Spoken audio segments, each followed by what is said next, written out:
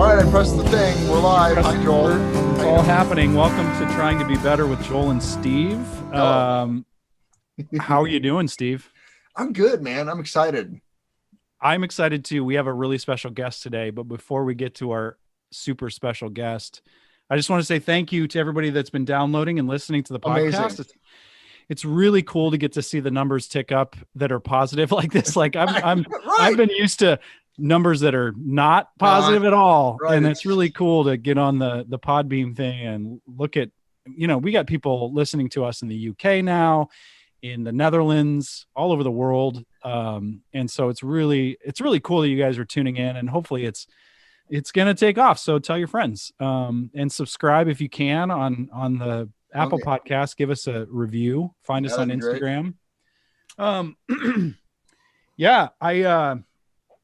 I'm really excited for our guest. I don't know. Like, should we just dive into it? He's just sitting here. I think so. We did the housekeeping. Thank you for the fan art and for the haikus. Oh my God. I love the haikus. Miranda, the haikus killed it. are incredible. Yeah, it was so awesome. I don't think I've been pretty happy in my life, but that was like right up there. It was really great. I really hope that the phrase "toot your hooter" continues to gain popularity. Right? Yeah. So thanks for that. We'll take all kinds of fan art. If it's shareable, we'll share it. If it's not, we'll just hold on to it. Right. So, well, we're really stoked because we're, part of the reason we started this deal was to talk to each other about interesting topics. But inevitably, we Steve and I both listen to podcasts as sort of bread and butter as interviews and talking to interesting people. And first on that list is our friend Mike Zwingman. Mike's a really cool guy. He's a real close friend to both of us. I can speak for myself. He's been one of those guys similar to you, Steve, that has helped me to be a better man. Sure. He's taught me how to be compassionate, empathetic, and loving. He's also got he's one of those people that has the innate spirit of service. Like, if a fence needs to get built, he'll just come over and build your fence. Or if a trench needs to get dug out on the side of your house because you've got water coming in your basement, he's over there with a shovel doing it. And he's one of those people that, aside from that, is a scientist, is an agronomist, is a really fascinating individual who's a philosopher. And I don't know, it's just cool to talk to him. So without further ado, Mike Zwingman. Hey, what's Mike. up? Like, that's a lot to live up to. A philosopher. You don't think you're a philosopher? Yeah, I think we all are to a certain extent, right? Like, everybody is. Like, they might not know it, that their philosophy might suck, right? But like, we're all philosopher to a certain extent, right? Like, yeah. I think there's things in life that we all have in us, and an internal, like, if you don't have a philosophy on your life in general, like, I think that's a pretty crappy place to be, right? Like, because then you're just kind of like living somebody else's life. It could be bliss too, if you're unaware of what you're missing. I think that, to Mike's point, like, everybody has sort of an outlook and grabs onto something. It can be detrimental or it can be positive. But Mike's somebody who I always think, I think that one of the things I love about you, Mike, is that you're always able to reframe a conversation about, whatever it is, politics, or what you do for your work as an agronomist, or music, or just when I call you and I'm flipping out about whatever, my life, or, relationships. Like, you have instant usable and beneficial philosophy, and you're really one of those people that is always down to help somebody, but yet you have this mantra that you're like a piece of shit, and you couldn't be further from that. What's going on with that thinking, Mike? I think it was I'm an asshole is what. Oh, yeah. Right. And like, your wife and our friend Kemper your wife has beat that out of me. She has. Over the past, I don't know, 5 years, like, to the point where, like, when she starts talking about it, I just want to hide under a table.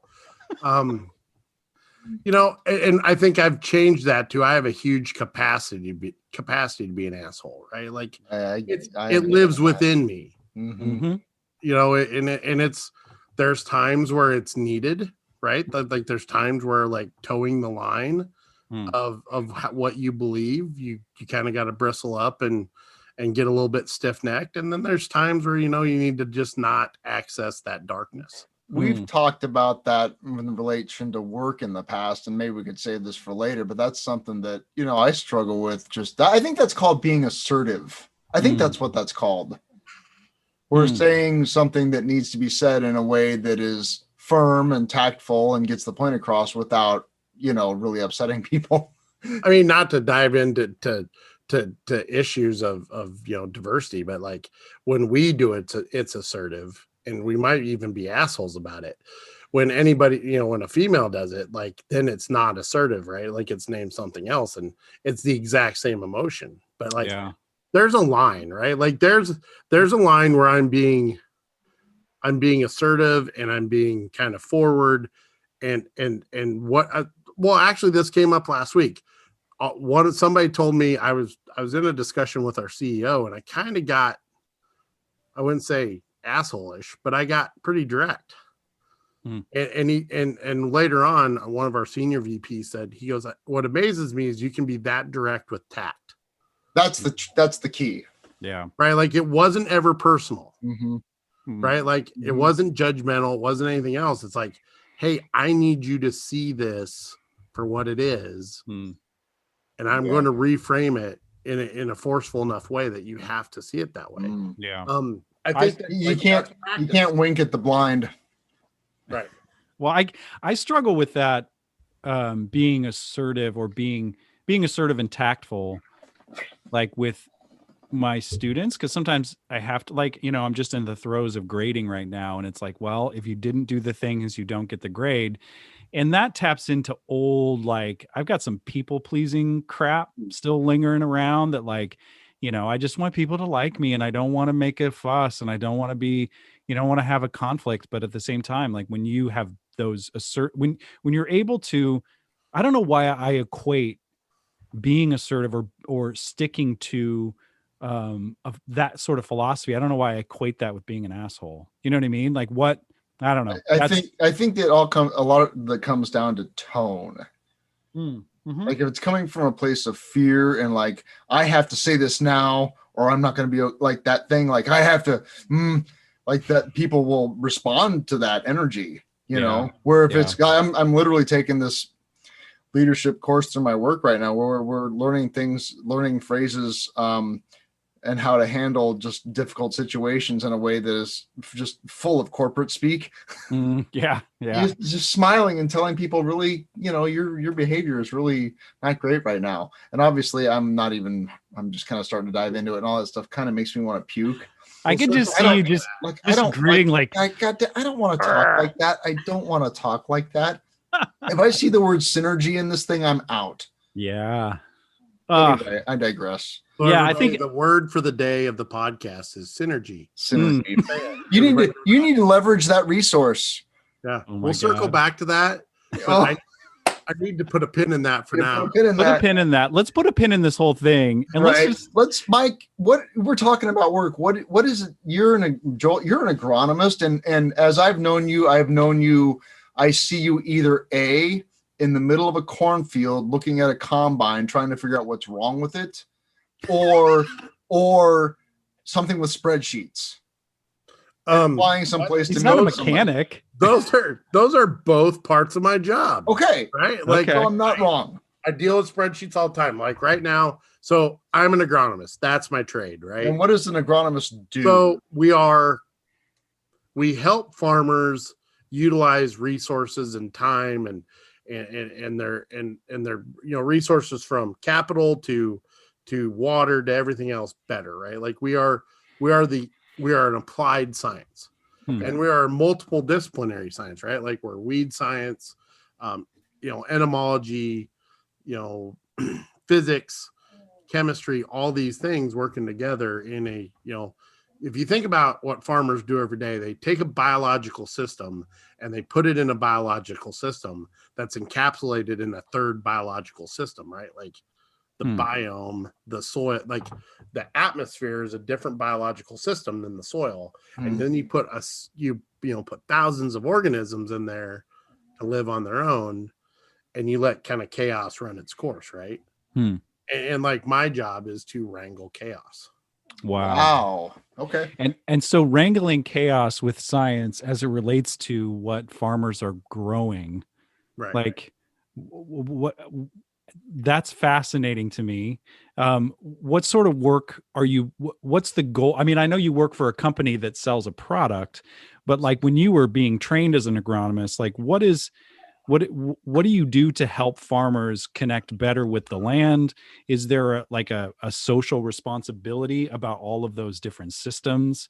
And like, do you have a certain pathway into that excites you the most about that? Because I think maybe to the average person, the idea of an agronomist sounds really dry or boring, but that when you break it, see, and that's why I love having you here, because you're able to synthesize all of that stuff into really philosophical terms. So like, I don't know if you got anything from that, but if you can jump off of that and kind of explain. So to be honest with you, I wanted to become an agronomist because, well, everybody asked when I decided. I was probably 9-10 years old, and right, like the agronomist in my hometown that my dad did business with, he sat in his office in his chair like this, leaned back, and all these farmers came and sat in his office, and this is when you could still smoke and practically literally everywhere, and they'd sit there and they'd smoke Camel non-filters, and this guy would hold court, right, and answer all these questions, and like everybody hung on it, and like they did, like he was just everywhere.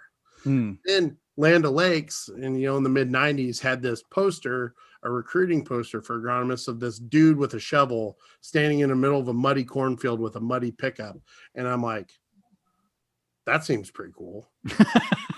I want a muddy pickup, and I want to be and I want to hold court. I mean, it sounds like this guy was almost like the local sort of shaman, right? Because I always picture farmers like really having to be at the whim of the elements and at things so out of their control. So anybody that has any sort of insight into what's going to happen with the soil or what's going to happen with this yield or any of those things, that you kind of like, you're the shaman sort of predicting how it's going to go. Yeah. So then I got into it, and you start doing that. And then I realized it was just a bunch of ass chewings, one after another when things didn't go right. But what I love is I get to help farmers be better every day. In my entire career, right? Like, if you look at all the things that we have to do, that we're dealing with the environment and what it relates to farming, we're in a lot of cases we're paying for the sins of our grandfathers. Example. Like, so nitrates in the groundwater, right? Like nitrate doesn't move that fast. So it's like the nitrate that's in the groundwater in Nebraska now is probably from fertilizer applied 20 to 30 years ago. I see. Wow. Right. So like just the sheer fact that we've improved nitrogen management to the tune of like, we're probably 120% better, like as an efficiency rating than we were 30 years ago. And so what is nitrate in the soil? Like, I think I've asked you this before, but I'm sure there's people that are like, should I listen to the rest of this? Like, what is it? How does that affect, and what does that do to the average person in Nebraska who eats food, who experiences groundwater? Like what does that matter to us? So the nitrates in the groundwater is really, when you look at the impacts of humans, it's really on young kids, right? And their ability to, like, it causes blue baby syndrome and some of that, because it ties up oxygen. Once you get bigger, like it's still a thing, but it's a little less daunting. The fact is that there's small municipalities in Nebraska spending millions of dollars to mitigate this risk, millions of dollars a year, right? Like just to have clean water. And farmers are socially responsible to that. Like they're doing better every day, right? But like it's not one of those things like you flip the switch and everything just clears up, right? Like it takes time. And so like and nitrate is always present in the soil. So what it comes down to is soils are always about balance. They're always trying to achieve balance, and when things are out of balance, then they leave. And way nitrate gets through the groundwaters. As water infiltrates through the soil, nitrate's soluble and it moves with it, right? Like if it's not getting used by the plant, it moves with it. The problem is the soil itself can create 2 to 3 times more nitrogen in a given year than we can apply. Than we actually apply. So now some of the problem is that nitrate that's coming out of the soil late in the year, like now, is this why we're implementing things like cover crops to recover that, create more carbon dioxide longer in the year. And my job is to stay on that evolutionary curve, right? Like to understand how to implement all these new things into a farmer's operation and do it without causing them any financial harm. Right? So do you think that, and this is maybe me throwing a curveball, but do you think that, because you always seem to have your finger on the pulse of emerging technology and emerging science that is obviously helping farmers yield more, right? But also keep the ground healthy. Do you think that more understanding of how to take care of our planet is making its way into large corporations like the one you may work for? That is, are farmers becoming more or less conscious of what they're doing to the soil over time and how that affects the environment? So the singular focus of our company is sustainability, right? Is grower sustainability from an environmental and an economic standpoint. Every product we have is to enhance nutrient use efficiency, right? Like to allow farmers to do more with less. And that becomes like chemicals or less, like what's less fertilizer, okay, less synthetic fertilizers. And really what we're trying to control is that load of nutrients to the environment, that if you're not removing more nutrients than you're applying, right now you have a load problem. And that's where all these environmental issues come from. Right. And so we really spend I spend a lot of time trying to figure out how to make growers 3 to 5% better every year. Right. And 3 to 5% doesn't sound like a lot, but when you take 3 to 5% over hundreds of millions of acres, right, 5, 15 or 20 years, it's a thing, right? Right. And so it takes perspective. And I think if I could tell your listeners, right, there's hardly a farmer in the United States that is grossly overdoing anything. Because that's not but that's fascinating though, because that's not the story that a lot of folks get. The sort of the understanding, at least in some circles that I follow, is that as technology and science produces more chemicals or whatever, that they're doing more just to do more. That seems to be the story, but you're telling me that's not the story. We use magnitudes less chemicals today than we did when I started this business 20 years ago. Really? That's fascinating. Tens of millions of, and it's not just we use less chemicals. The chemistries that we use are softer today than they were 20 years ago. You're seeing a lot less things that carry skull and crossbones, right? Like I had a conversation with one of our customers in Canada today, because Canada is part of my responsibility. And we were talking about how the original label of a product before we reformulated it talked about could cause miscarriages. And that the minute that got read in a province in northern Saskatchewan, part of the northern tier of municipalities, like they decided not to use the product 100%. And when we reformulated it, that went away, right? Like from a experimental formulation where we weren't quite sure of all the risks, so you put more risks on there than there are, to the finished product, like that got cleared up. That's like, we use things today that are like literally like just steps above dish soap when you talk about its half-life in the environment.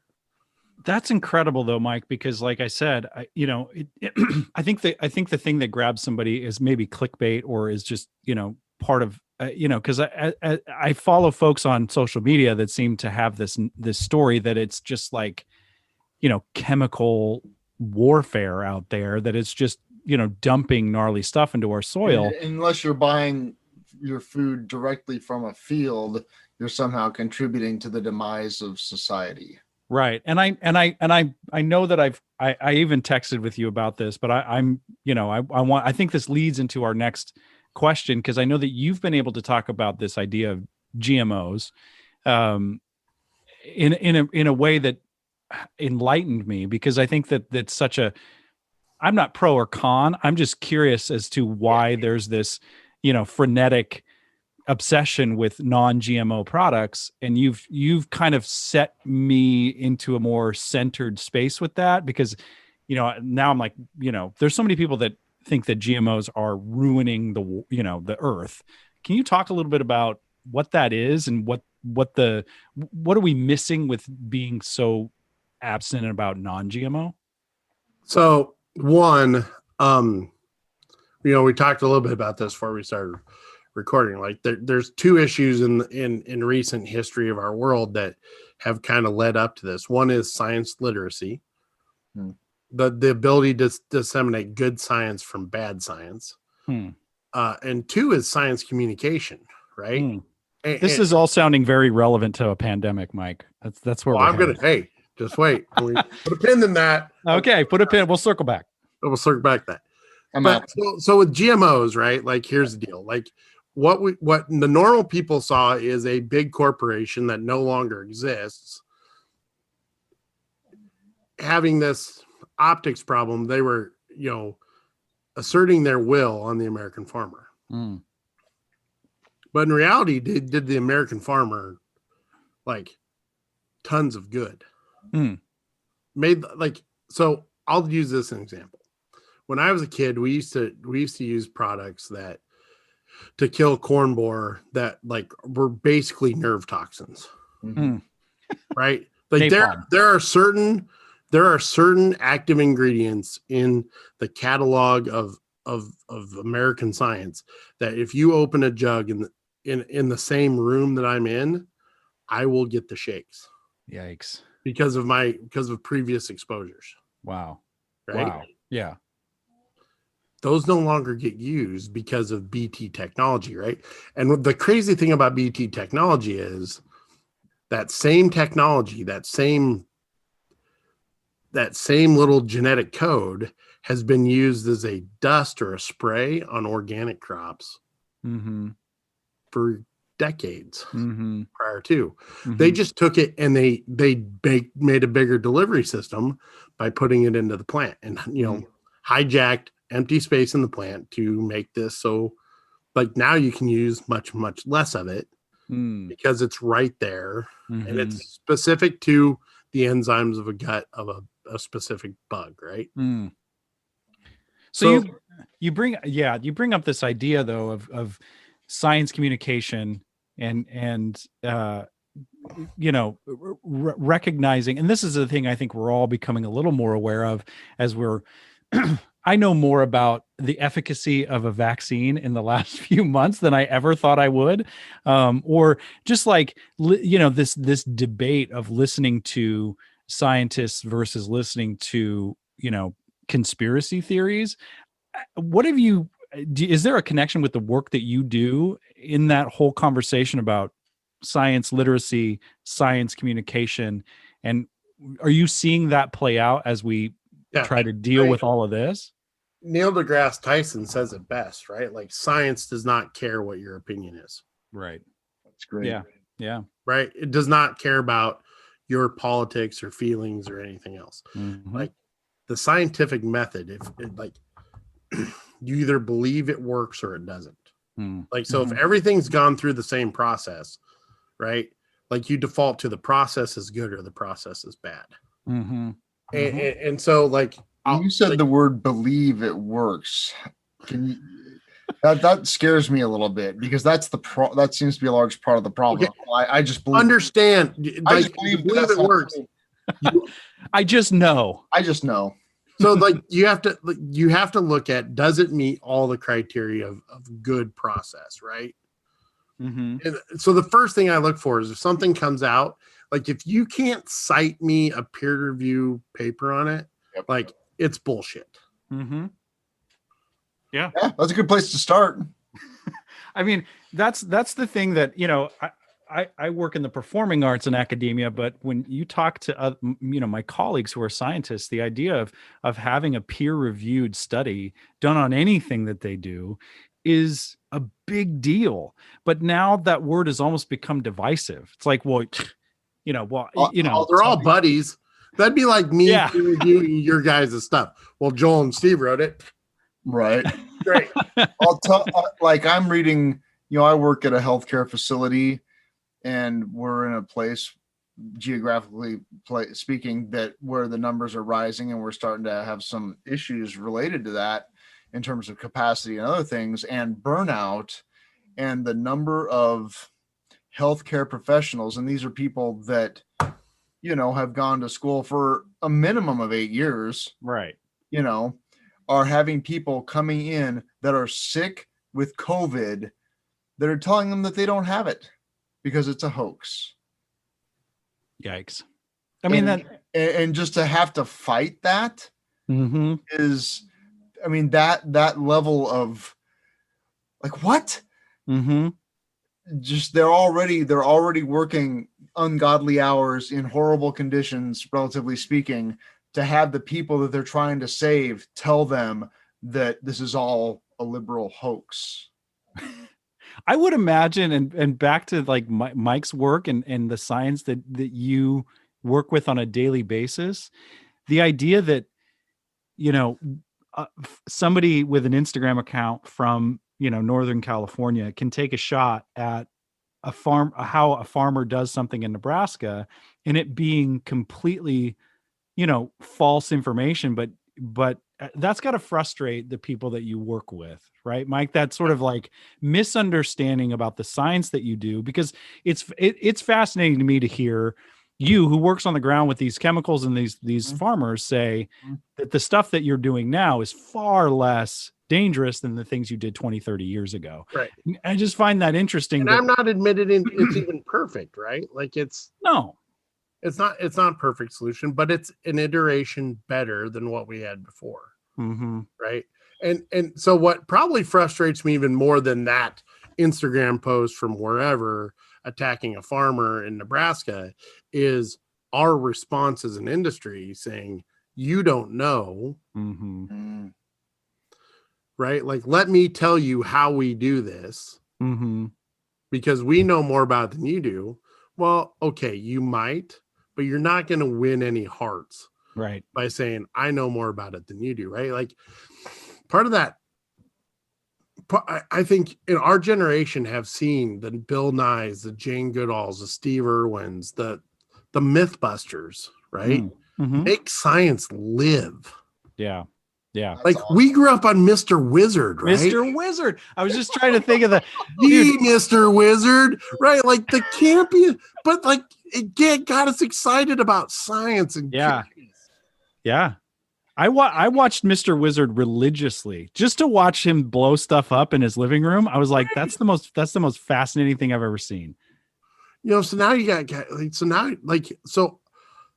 I cannot.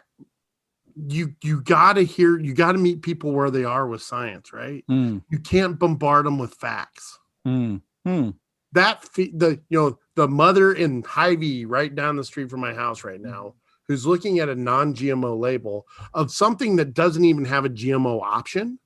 Oh, wow. Right. Right. Yeah. Like, which is just as bad misinformation as anything else, because they're sucking on the fear of somebody. Right. That's right. Real. Yeah. Right. And but her concerns of the safety of the food of her family is real. Right. Like fear is real or imagined. Yeah. It's still fear. Right. Like that's something we've learned in our journey together. Well, I feel I spent a fair amount of time working in the grocery industry too in a past life, and I kind of keep up on some of that. And food marketing is not always as ethical as you think it might be. Right. What? Right. I know, weird. Marketing? Right. Yeah. To my marketing teammates who listen to this are going to listen to this podcast, we weren't talking about you. No, you guys are great. You guys are doing great. You guys are so transparent. We appreciate it. So, do you think this is a more broad question, Mike? And I want to talk to you about who you are as an individual, but I want to get this last one in about the work that you do. Do you think that we're getting, because like I chose to stop eating animals about 1.5 years ago, and it's caused me to be more conscious of the food that I eat. Do you think that we in America, or at least with the farmers that you work with, is the industry like, are we becoming more connected to the food that we eat, or are we becoming less connected to the food that we eat? I think in this pandemic, right, like what it's really gotten to, if you go to a small town and they have a meat locker, like a small town meat, like you can't get in there. Right. Like there's the demand is these buildings went from being ghost towns 3 years ago, barely trying to figure out how to make ends meet, to expanding and trying to hire people in town to do work, because people are bypassing the Tysons and everything else of the world if they have the means, and going and making connection with the farmer, right? That's good. I mean, as somebody who, beautiful. As somebody who I with all of the, and that all, I'm speaking for myself, but with all of the controversy nationally about Nebraska meatpacking plants not taking care of their employees during a pandemic, I'm not shocked at all that an industry that profits off of, death every day doesn't care for the lives that work there. Like I'm kind of like, yeah, screw that. But that's fascinating though, as somebody who was, lived in Ord, Nebraska, those small towns are getting more connection with their customers than, going to the big box stores and getting meat from there. There's a demand there that's good.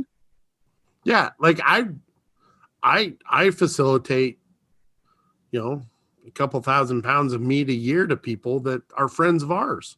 Right. And I know the people who raise them. I know the families. I've known them my whole life. Right. Like I love supporting that. We had a interesting conversation at the dinner table the other night, just literally about the words reducing our food related cruelty footprint were mentioned a few times, because my daughters were actually kind of interested. We talked about, what kind of started was talking about the Tyson pork plant in Iowa, where the managers were taking bets on how many of their employees would get COVID back in March. Right. Like that's a thing. It's a thing. And how do you combat that? And what Mike's talking about it, because I'm probably not going to go Vegmo anytime this year, but I do want to eat ethically. And this is harkening back to, I don't have a problem. I don't have a problem slaughtering a cow for food, as long as it's done in a way that is humane as much as it can be. All right, Joel. I'm going to say it.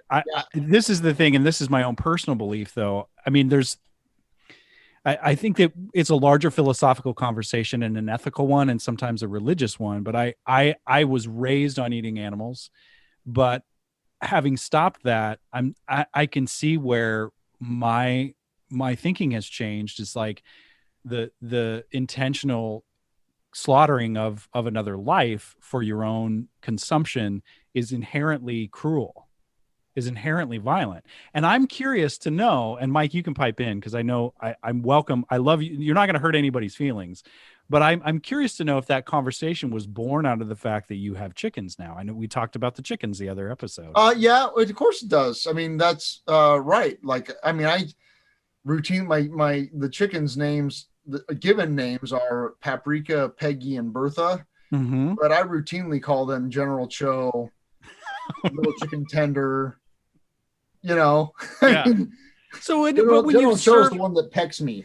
When you serve chicken breast to your kid, are they starting to make that connection that what they're eating is that animal out there? Yes. It's not like a thing that comes from a store. No, they understand very clearly that chicken breast is from a chicken, just like the ones that we have outside. That's good. I think that at least that awareness is a step in the right direction. Yep. And I think if you can honor that, like, I mean, look at how societies other than ours have honored that circle of life, right? Like if you are mindful about it and thoughtful about it and honor it, like I think that's a middle ground headspace between where you're at and somebody else, and really just being really conscious about the overall impact of what you do. Like one of the things I tell the girls about is like as a society, we just got to find a way to consume less. Right. Period. Yeah. Everything. Yeah. Less of everything. Right. Now, in your case, Joel, like there's a trade-off to protein sources, right? Like soybeans are like tofu, like tons of estrogen, right? Like, and like there's data that shows like soy milk and some of those other things, as that's increased, is one of the things that's, changed maturity of kids. Yeah. Right. Yeah. Or changes the way our body, reacts to things. Right. And like, but like as long as you're aware of those things, like this company I was talking to today in Canada, one of their biggest crops is peas. Right. And then expanding at a ridiculous rate because they're making peas. They're growing peas that are turning into Impossible Burgers. Oh yeah, that's great. Right? Like they're it's pea protein, right? Yes. And like and Impossible, dude. If Impossible Burgers want to sponsor this show, please. Right. We love out there. I am as somebody who like was worried about going vegetarian. Because it would give up burgers. The Impossible Burger situation is amazing. I know I'm derailing your whole train of thought, Mike, but if they want to sponsor us, I'm happy for it. Hey, get these boys some swag. So these pea growers in Canada are realizing that this is the fascinating thing as people started, like there was a meat shortage early on in April and March, right? And people like there was more like Beyond Meat was kind of scarce in the stores, and it was like, the economic possibility for farmers, just down the road from us to contribute to that and not contribute to the slaughterhouses, I think is an interesting. My brother is everything from conventional GMOs to a certain portion of our ground is non-GMOs, to a certain portion of the ground we farm is organic. Because each one of those have a financial opportunity to them that is different than the other one. And the more diverse you can make, a farmer can make their operation, right, the better off they're going to be in the long run. And I think that's, if I look at the next 20 years of agriculture, I'm going to see farmers get more diverse and in a lot of ways. And because there's going to be more of this out there, right? Like, and my last statement on GMOs, right? Like, here's what I can tell you. That the technology that emerged out of that science, right? Like the science that emerged out of developing all that is paying off in spades today. We wouldn't have mapped the human genome as fast as we did otherwise. Like the technology that companies like Pfizer and Astra have used to create this COVID vaccine is really born out of the idea that in crop genomics, they found a way to screen possible candidates faster and faster and faster through marker assisted breeding. Right. And that's looking for and that's similar to how they're developing this vaccine. Looking for genetic markers, right? So like when they were doing this PCR developed vaccines, right? Like they were looking for specific genetic markers that help them narrow the funnel faster. Yeah, see, that's the thing is like I don't know where, I mean, where my information comes from. I know where my information comes from. I don't know why I have this idea that vaccines take years and years and years. And so when you see news that it's, what did the Trump administration, Operation Warp Speed? I'm like, no, let's not warp it. I mean, like, yes, we need Operation Ludicrous Speed. They've gone to plaid. But I think that's fascinating, though, that the science actually can make these things go faster in a more efficient way. It's a similar looking for genetic markers. I don't know. I think we underestimate the ability for science to meet a challenge when we put the best minds to it. And a lot of money. Right? Yeah. And the resources, right? A lot of good science is underfunded. Right? Why? Because we got to build walls and shit. Right. Oh God. Right? Like that's and so the other thing is the other big thing genetic modification has brought out is the ability to make insulin out of bacteria instead of using pigs. Insulin out of bacteria is way more effective. Wow. People develop a lot less insulin sensitivities from it because it is specifically built for humans out of bacteria, right? And like there's good out of all this science that we don't communicate. But like part of it is people like me need to get off our high horse and get down on the ground and have the real conversation with I'm going to bring some facts, but I want to hear your feelings first. Yeah. How do we do that? How do we do that, Mike? Like, I'm sure empathy. Empathy. Yeah, and I'm sure that you are probably really, really good at that with the men and women farmers that you work with, right? How do you? I mean, you're not that guy sitting behind the desk smoking cigarettes, holding court. You're out there in the fields with these people, working with them, and having an empathetic experience. Like, what's some interesting stories with that, or what have you gleaned from that work? That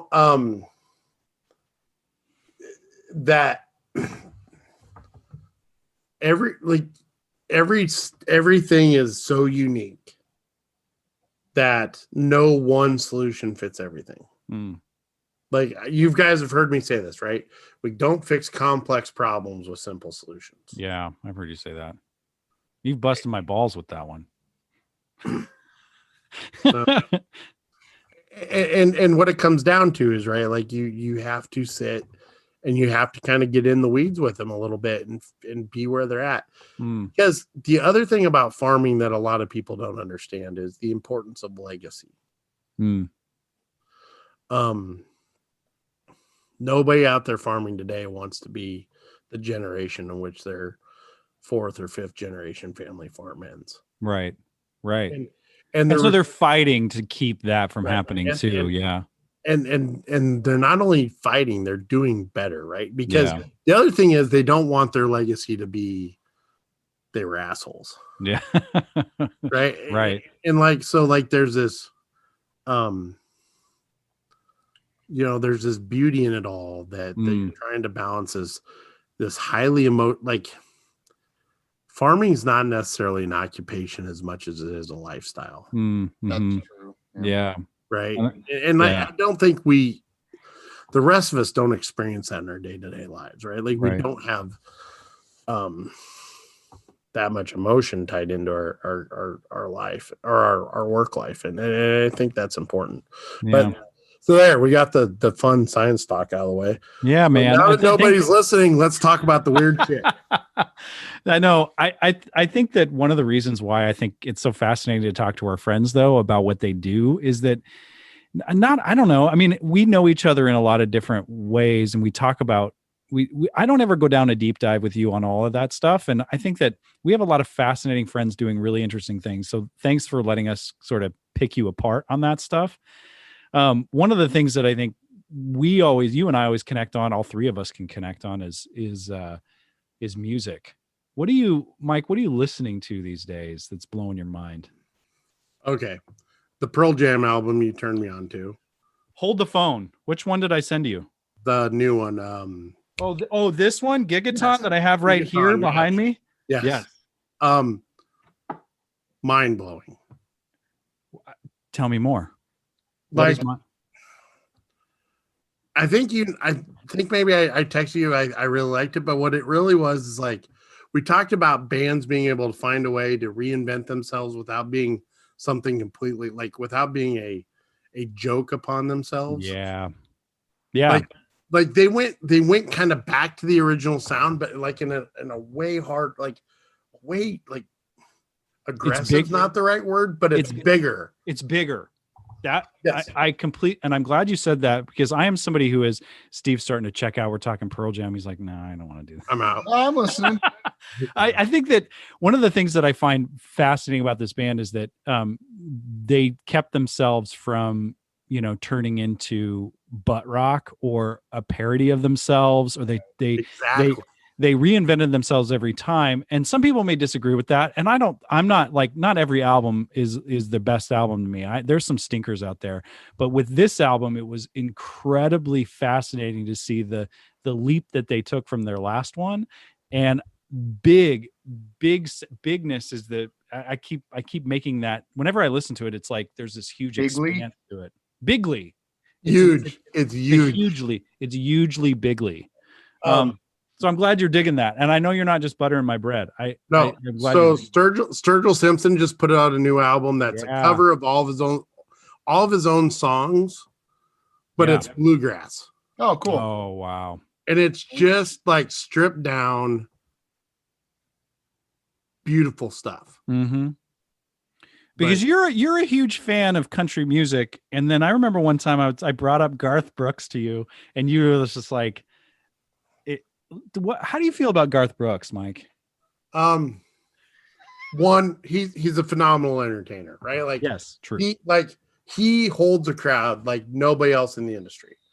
Like him, Justin Timberlake, Lady Gaga are in an atmosphere like nobody else. Yeah. That being said, after the middle of his third album, I think all his music's hot garbage.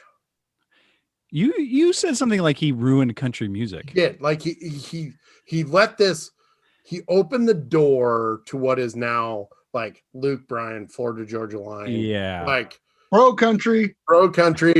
Hey babe, dance on the tailgate of my truck, right? Like that has like, it's got no feeling, right? Like all the sounds are out of the same generated shit. Right. All the lyrics come out of a tumble machine. It's all it's country formulaic. It's pop formula. Right. Yeah. Well, that's where the money. And what gets lost in that is great artists like Jason Isbell. Oh yeah, he's so great. Who left the CMAs a couple weeks ago because at the CMA Awards they didn't pay tribute to John Prine. Oh my gosh. Shaver. There was a whole group of people that were like, screw this. But and they're just like, you know what? Like, get bent. How do you not acknowledge John Prine? I don't know how people don't love John Prine. He's amazing. I listened to his first record, like any good casual fan shortly after he passed away. And it just made me cry. Mm-hmm. It was so beautiful and so fantastic. And I just had to sit and stop what I was doing. I was painting a room is what I was doing when I was listening to it. And I had to put my paintbrush down and just sit and finish the record because it was just that good. I felt remiss for not having had that moment 30 years earlier.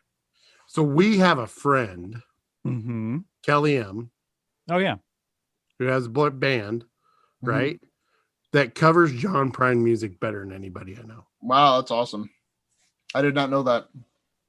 That's amazing. He's done entire shows with his son that are nothing but John Prine. Wow. That's great. Right? Like, so you have a couple of teenage daughters. Are they both teenagers now? Not they're teen, preteen. Same age as right?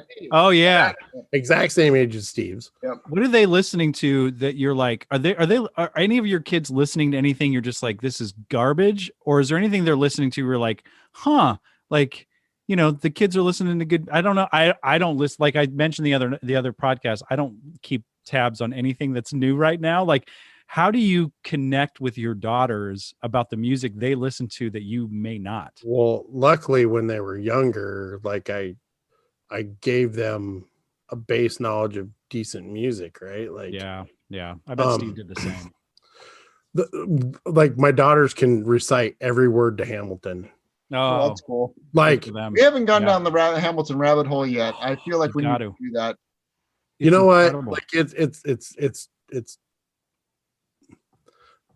I like musicals, right?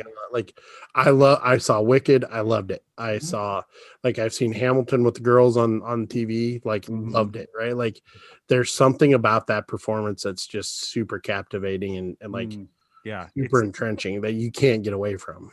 No, dude, it's unbelievable. I watched it again on, Disney because I've seen it twice live, and that musical is unbelievably intricate and totally precise with the evolution that Lin-Manuel Miranda inserts into that entire piece.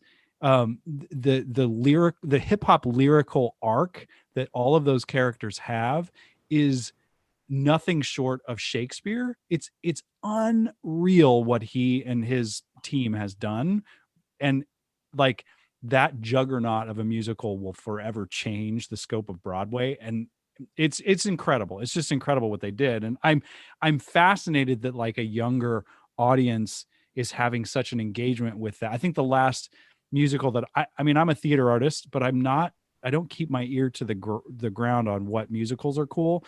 And so the last musical that I recall having that kind of impact was like Rent, but that was for seemed like an older audience. And so it's just crazy that like teen and preteens are listening and memorizing Hamilton like it's, a new pop album. But then I also got stuck watching every episode of Glee. Not every episode, but they watched every episode of Glee here. Yeah. I watched a lot of Glee. Hey. I also watched a lot of High School Musical, so I don't want to hear it. God, I can't do it. It was very, very difficult for me to sit. You must love horrible covers of great songs. What's that?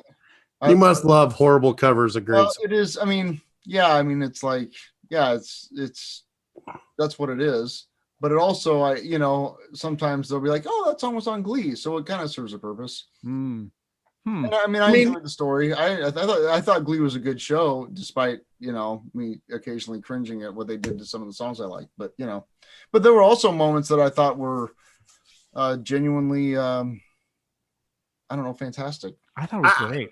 I think I'd say it like I hated it, right? But I think they address real world problems in a way that I don't think any other show even could have attempted to. Yeah, it was like a really kind of edgy version of Degrassi Junior High, with music.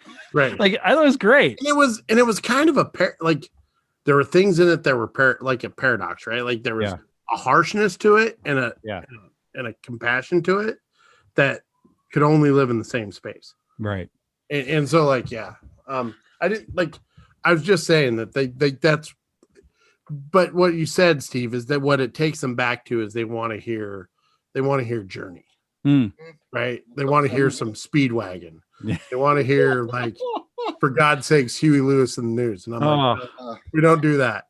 I'm unafraid to say I love REO Speedwagon. I really love that band. I'm loving you, Joel. Dude, Riding the Storm Out. They came to the I was a stoned out freshman in college, and me and some friends on a lark went to go see them at the state fair, and I was, out of my mind. And I was like, these guys are amazing. They're amazing. I have no problem saying that. Here's the thing that I have to acknowledge about, if I might be maybe cast an askance glance at a certain musical entity or two, is you don't, regardless of how I feel about it, you don't have a career that lasts 40 years by sucking. No, that's not a thing. Here's the thing. Even if your career is playing state fairs. Here's the other thing. We make fun of one-hit wonders. Do you want to know the amazing thing about one-hit wonders statistically? Mm-hmm. They're still better than 99% of us. Right. Because they had one hit. It's like Steve with the Disco Biscuits at Red Rocks. Hey, man, they're playing Red Rocks, dude. Exactly. They were playing Red Rocks. They're playing Red Rocks. What have you done with your life? I listened to an interview with the guy. that song Disco Inferno by the Tramps? Love that song. Burn, baby, burn. Well, I heard an interview. Maybe it was on it might have been, I don't know, it was on NPR or something, but with the surviving tramp, the guy that sings the song, whatever, that has the rights to the name. They still do gigs 35, 40 years later playing like parties and corporate events where they start the show with Disco Inferno, they end the show with Disco Inferno, and they play a bunch of disco hits in between. And the interviewer was like, "How do you feel about this?" Like, "Are you kidding? I love it." He's like, "I'm set." I'm a working musician that's getting paid. Musician, and people love it. The crowds are insane. He's like, he's like, "I'm having the time of my life." That song saved my life. So speaking of things that are 40 plus years old that I'm listening to right now is AC/DC's new album. Yeah, is it any good? It's AC/DC. Well, I think exactly what you would ask it. I think their tagline of, we've been making the same album for 40 years is giving themselves a lot of credit. Well,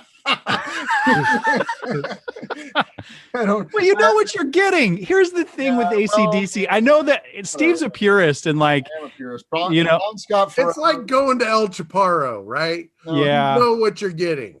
If El Chaparro was a cartoonish caricature of their once greatness, then yes. Okay, but you can't throw out like Thunderstruck, even though that's post Bon Scott. That's an amazing song. That it rocks, but it's stupid. But it's okay. I know I'm talking about AC/DC like this. Some sort whatever. Oh my God! But they're not trying to be like, All I'm gonna say is go and listen to Power Age from 1978 in its entirety, and then listen to anything past Razor's Edge. No, I'm talking anything past For Those About to Rock, which even that is. Razor's Edge is the first album I ever owned. Really? I think. I don't know, man. I understand. You've done this to me, and you've told me to listen to Power Age, and you and I get it. I get the purity of it, but man, I'll never forget listening to, Thunderstruck in my buddy's older brother's Datsun 280Z. I was the coolest person in the world. Yeah, stealing cigarettes. I can see that. It's rock and roll. Yeah. Should it be? All I know is, did you expect them to get more intellectual? No. I don't know. I haven't expected anything out of them since 1985. I'll just put it that way. Okay. They put out another album. Like, I never expect them to change the world. They're not U2. I'm intellectualizing a commercial rock. Listening to AC/DC is like watching Archer. You're not doing it to get smarter. You're doing it because you enjoy it. Archer's very intelligent. Come on. So you can't see, that's the thing, dude. You can't listen to Power Age and say this is going to get really intellectually important. I'm not saying that. I'm not saying it's like intellectually deep. Okay. Archer is literally the same joke for 7 seasons. But I would say that that is true. I'll give you that, Mike. What AC/DC is doing now is similar to that Disco Inferno band. Yes, right. That is true. They're just riding it, man. Yeah, and for that, I salute them. They're about to rock. And I do salute them. Boom. Yeah. So, Mike, how are you being better? Yeah. What do you do? How are you getting? What are you doing? Unlike AC/DC. Oh my God. What are you doing to be better? Like we're trying to be better by being better friends, by being more interested in what's going on. I'm building in the world, fences. You are. Mike helped me build a fence. And he was the foreman on the job, and I did very little. Set us up and then left. But man, I wouldn't have the fence in my backyard. Got everything going. Well, you guys looking all right here. I'll be back later. Yep. Gotta go get me a burrito. How are you? What are you doing? How's your spiritual life? How's your connection to the world around you in these weird times we find ourselves? So I think you and I have talked about, I don't know if Steve and I have talked about this, but I think at one point I said, once I accepted the fact that we've always lived in uncertain times. Mm-hmm. Yes. Like it helped manage this whole thing, right? Like it helped internalize this. And then I was telling somebody this the other day, the things I no longer do in the pandemic are things I don't miss. Oh, wow. Yeah. How so? Right? Like things that were social obligations. Yeah. Yeah. like Thanksgiving dinner? Husker football games. Husker football games. So you don't miss Husker football games? I mean, I do and I don't, right? Like but like what I found out is it's been full of gifts. I've got to spend more time with my daughters than. Isn't that the truth, man? Than I would have. I haven't been on a plane since March 10th. You used to spend a lot of time on planes. Right? Like I was spending 2-3 nights a week on the road every week on average. I don't do that anymore. That's so nice. And that's improving, right? That's been of benefit to you rather than. I've found out how to make this type of thing work to train people to communicate science, to all those things. And then when I get done, hop on my motorcycle, go rip around town for an hour, right? Like I think we focused, and it goes back to the ideas of scarcity versus abundance. Like immediately we thought we lived in this world of scarcity, right? Yeah. We had to hold tight to everything. But like, I'll challenge you guys, right? Like think about like your honey rides, Joel. Yeah. And what he means by that is I named my bicycle Honey, right? Because it's a brand of, it's a Kona Dew, and I was thinking of Morning Dew, and then whatever, that was a whole Grateful Dead thing. But yeah, my honey rides. Right. Like that's like just watching that on Instagram has been beautiful. Yeah. Right. Like we've experienced things with connection now. Like I miss the shit out of seeing you guys on a regular basis, right? Yeah. Like the minute I can give both of you a hug, I'm going to wrestle you both to the ground and not let go. It's going to get real.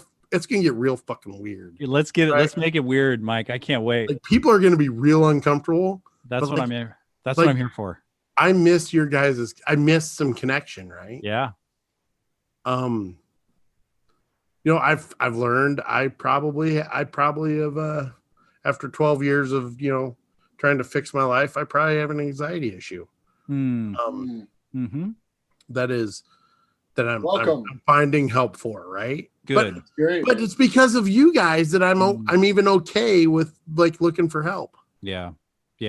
That's huge, because like it takes somebody else to say I'm experiencing this, and that person is very brave for being able to name it. But if they can do it, if they have it, and they can address it and own it, then maybe it's possible for me too. And I've found that in my own path and recovery, but also in other things like mental health and emotional health. So, yeah, that's huge, dude. Cause like, and I think our path of recovery together has taught me that in this uncertain time, like I had to let all the walls go away, even the little ones. Yeah. Right. Like the little insignificant last little bastages of the keep of my internal castle had to get crushed.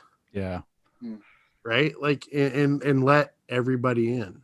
Yeah. Because once we realize the walls that we create, or the things that we try to, I experienced this with like, imposter syndrome at work. It's like the things that I try to hold up as this is how it should look to other people are really the things that are not serving me. That's just not serving me. And it's like, I'm of no use to my students, to my colleagues, to my friends, to my wife by building those walls. And I don't know where I was taught that those walls were necessary, but I think it's really cool that you're able to address that and be like, oh, wow, all of this goes away. And there's still this, anxiety there that I need to address.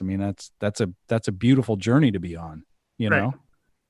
And like, at first, when I started kind of exploring this, I was anxious about being anxious. Yeah. But now it's just like, it's just another one of those things, right? Like it's another one of those things that makes me just like all my friends. Yeah. Yeah. Like everybody's got anxiety. Yes. Yeah. It's actually part of it's baked into our humanity, And I was talking to a professional about this, and I said, previous to this, I was always running hard enough that I think I could just stay ahead of it. Yeah. But sooner or later, the monster catches up with you, right? Yeah. Like you trip, you fall, you get it. And what happened to me is I got prescribed some medications by my doctor to handle my heart my blood pressure problem and try to address my weight. And one of them like flipped me out. Like I spent a whole day sitting right here at my desk, like convinced I was going to die. Wow. Yikes. That doesn't so would you did that cause a panic attack? Is that what sort of like it felt like a heart attack, right? But yeah. Like, oh yeah. No other symptoms of heart attack. And it started at 1 o'clock in the morning. I woke up. I'm like, if I close my eyes, I'm not going to wake back up. And so that was the thing that sort of said, I need to deal with this. Like that was the thing. Was it. Like, that was the moment of inertia, right? Wow. And, so it's been a deal of working with my cardiologist and trying to figure out what's best for me for my heart, and then working on what's best for the inside, right? And all that gooey shit. Like feelings, is that what you mean? Yeah. He rolled his eyes. I just want everybody to know he just gave a big eye roll. I did, right? Like you got to feel it to heal it, Mike. Oh yeah, like I love. There's a concealed eye roll. Here we go. Joel and Mike got me Joel and Steve got me on the ropes now. All right. And it's new, right? Like it's like it's a new relationship with myself.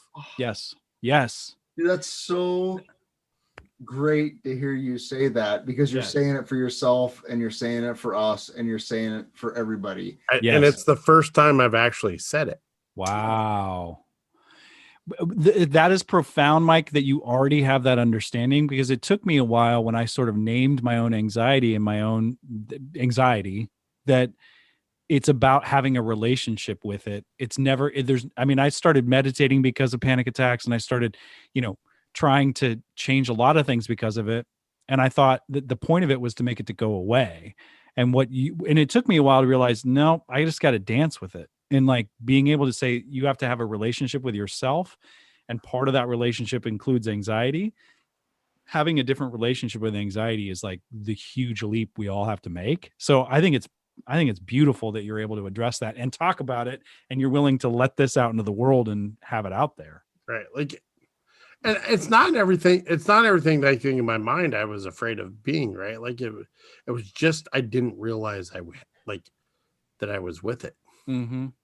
I would just like to take this opportunity to point out that we started off this podcast with Mike talking about what a piece of shit Mike thought he was. Yes. And that he's an asshole. Asshole. And what it turns out is really he's a sensitive human being that might have some anxiety issues, and is just starting to figure that out. I know, man. I know people, are going to listen to this. No, like everybody tells me into it now, but I mean, really, like, I feel like we've kind of come full circle here. Yeah, I mean, you guys have known that for years, right? Yes, we have known that for years. But to hear you say it is really wonderful. That's beautiful. It is beautiful.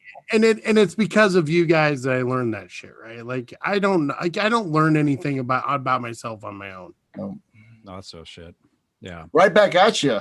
I mean, dude. We're talking about the circle of life. This is the circle of life. Yeah. Like I've said this in multiple forums. Joel's wife, she's so great, has taught me more about me than any single human being on the face of the planet. Right? Yeah, same. Fact. And then you guys, right? Like, and it's always been this, a brotherhood with you guys that I've like. We have a connection closer that is well, fuck it. It's the force, right? Like it is totally right. Like, and that, and I say this all the time, like gravity is my higher power, right? Like I'm gravitated to you guys whenever I'm around. Right? You're one of those guys, and I tell people this periodically, like you just kind of came out of nowhere in my life, but it was like you'd been there for millennia. That's a really great way to put it, dude. Like, That's Steve. That's perfect. Like, Mike. Well, he's my best friend. I just met him. That's because, like, as a friend, like when it comes to friendships, I'm like the fat kid playing double dutch, right? Like Oh my God. Nope. In I go, right? And then I end up on my face. Everybody's like, looking dumbass. And we're all now we're back to this thing again. Yeah, dude. Don't shy away. Lean into that, buddy. No, it's one of my that is not my perception of how we became friends.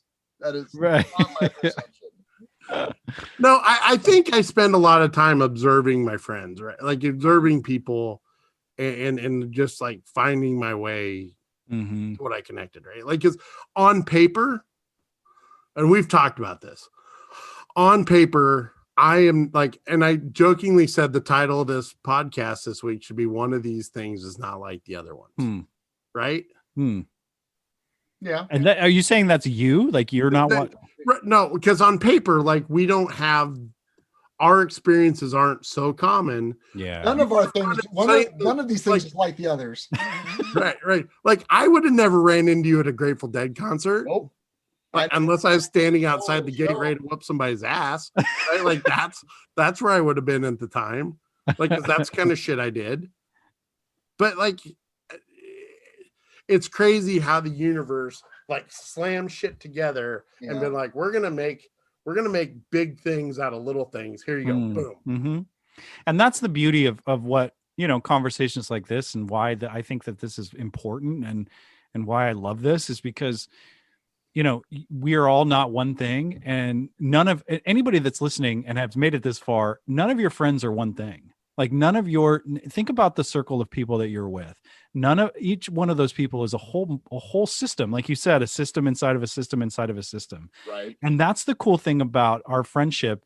And, that we all have our individual experiences and worlds, but, when you let those walls come down, and when we talk about the things that are bothering us, or we seek guidance from each other, it's, that level of vulnerability and empathy and love is really healing. And I've gone to you with problems. I've gone to both of you with problems that, I thought were going to take me out, that I thought were going to end me. And you guys, some of the first things both of you said were like, "You're not a piece of shit, Joel. You're a human being. What can we do? What are the next steps?" Like, and so that's the thing, I guess. I don't know why I'm pontificating here. I tend to do that. If I just start throwing shit at the camera, if I start to do that, but I just think that what's beautiful about it is that we're all not one thing, and we're all trying to get closer to one another. I think that's the point. We're all just objects moving through space and time. Yeah, dude. What'd you say last time, Joel? We're ghost driving meat bags? Yeah, we're just ghost driving meat bags around. The other conclusion I've come to is we're all just put here to walk each other home. Yep. Thank you. Yeah. Is that Ram Dass? Yeah. Yeah. We're all just walking. Like that. That has really kind of rung true to me in the last year or so. Yeah. Yeah, dude. Like I fully admit, like I'd put my life in your guys' hands when shit gets tight. Yeah. Well, you're part of the board of directors of Mike Zwingman Inc. I've heard you say that. Mike has a board of directors of people around him that give him, lovely advice. I'm grateful to be on the board. If you don't have a board of directors, who are your board of directors? Go make sure you have an enclave, a conclave, a group of people, a bike gang, a board of directors that keeps you. The other thing is here, if I can tell anybody anything to survive this pandemic, civil war, post-apocalyptic, whatever, right? Find all the negative people in your life and get rid of them. There you go. Word. Solid. Right? Solid. Like unceremoniously. Yeah. Like and just like all the things that aren't serving you spiritually, emotionally, and physically, get rid of it. Love it. Well, I'm going to leave it there. I think we're getting to about an hour and a half of discussion, and I'm just like, I think that is a perfect way to sort of wrap this conversation up. I think obviously people realize that we could talk all night, all three of us, and maybe we should. We'll just stop recording and keep jamming. But Mike, thank you so much for being our first guest on the Trying to Be Better podcast with Joel and Steve.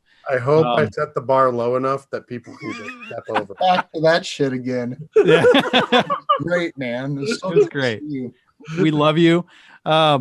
Anybody out there, subscribe, tell your friends, listen to this a couple of times while you eat turkey by yourself this quarantine Thanksgiving. Cry into your gravy with our podcast. We love you. Yeah. Well, thanks, Mike. Thank you so much for joining us. We'll wrap it up. Thank you, guys. Love you guys. Next time. Happy All right, man. Bye.